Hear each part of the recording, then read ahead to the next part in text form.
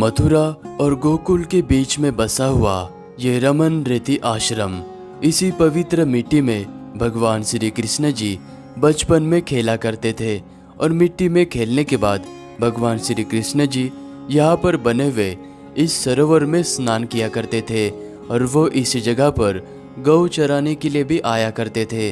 और इस आश्रम में आपको ये हाथी नजर आएगा और ये हाथी स्वयं भगवान श्री कृष्ण जी की आरती कराता है। आज के इस वीडियो में हम आपको खूबसूरत प्रकृति में बसे हुए इस रमन रेती आश्रम का सैर कराने वाले हैं। रमन रेती आश्रम मथुरा से 13 किलोमीटर और गोकुल से मात्र 2.5 किलोमीटर के दूरी पर स्थित है। आश्रम के भीतर में जाने से पहले रोड के दूसरी तरफ आपको यह छोटा सा चिड़ियाघर नजर आएगा और यहाँ पर आपको हिरन, शतुरमुर्ग, बारहसिंगा इस तरह के पक्षी और अनेक पशु नजर आएंगे। यहाँ पर आप 10-20 रुपए का जौ लेकर पशु पक्षियों को अन्नदान कर सकते हैं।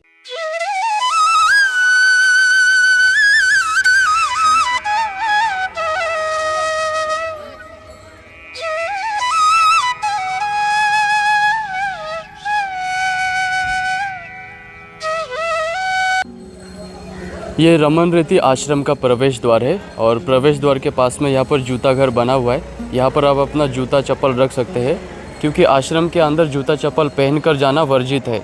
आश्रम के प्रवेश द्वार से अंदर जाते ही आपको खूबसूरत प्रकृति और शीतलता का एहसास होगा क्योंकि ये रमन रेती आश्रम बिल्कुल यमुना नदी के तट पर बसा हुआ है। रमन रेती आश्रम का जो समय है वो सुबह 7 बजे से लेकर दोपहर के 12 बजे तक का है और शाम को 4 बजे से लेकर 8 बजे तक का है। आश्रम के भीतर पहुंचते ही आपको यहाँ पर यह मुख्य मंदिर नजर आएगा और इस मंदिर के पिछले हिस्से में रमन रेती यानी कि इस ब्रजभूमि की यह पवित्र मिट्टी नजर आएगी।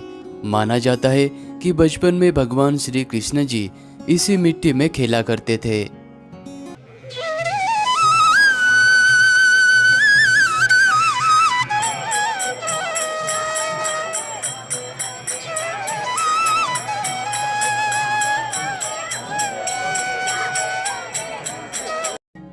माना जाता है कि भगवान श्री कृष्ण जी बचपन में इसी जगह पर गौ चराने के लिए आया करते थे और वो इसी पवित्र रेत में लोट लगाकर खेला करते थे।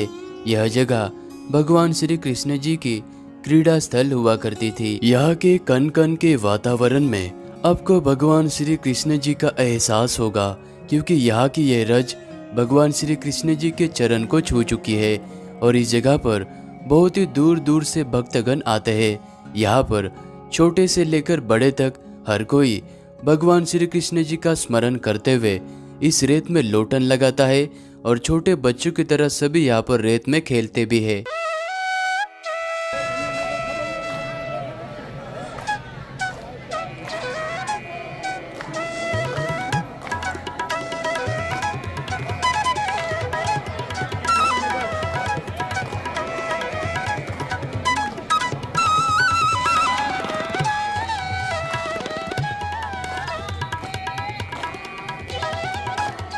रमन रेती के दर्शन करने के बाद आश्रम के पीछे बने हुए इस खूबसूरत रास्ते से चलते हुए सभी भक्तगण इस रमन सरोवर की ओर स्नान करने के लिए आते हैं।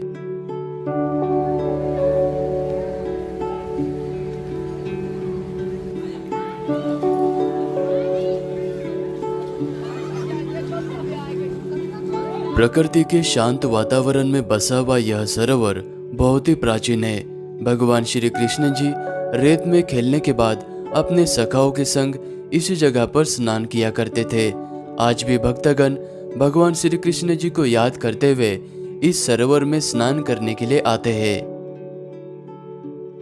सरोवर के पास में ही आपको ये खूबसूरत सा उद्यान नजर आएगा। इस जगह पर झूला और बहुत ही प्राचीन नक्काशीदार मूर्ति आपको देखने को मिलती है।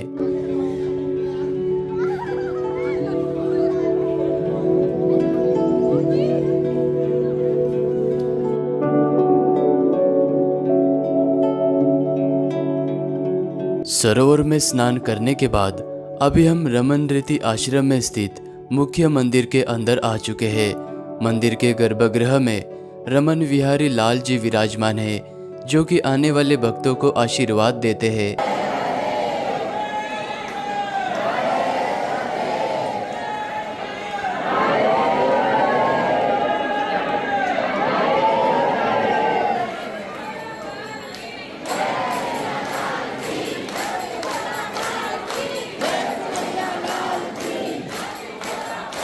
मंदिर के पास में आपको यह हाथी नजर आएगा। यह हाथी आने वाले भक्तों को आशीर्वाद देता है और मंदिर में जो सुबह और शाम को जो आरती होती है, उस आरती में स्वयं हाथी शामिल होकर आरती कराता है। और यहाँ पर साधु संतों के पीछे पीछे यह हाथी पूरे रमन रेती आश्रम की परिक्रमा भी करता है।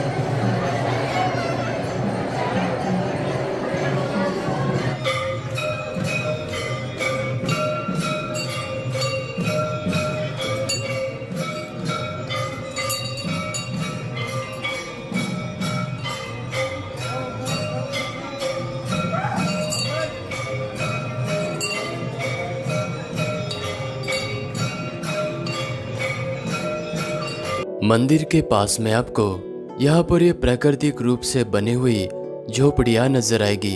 इन झोपड़ियों में जो सांसारिक जीवन से त्याग ले चुके हैं साधु संत आज भी इन झोपड़ियों में रहते हैं। और यहाँ पर दीवारों पर आपको भगवान श्री कृष्ण जी के बाल लीलाओं का चित्रीकरण देखने को मिलता है।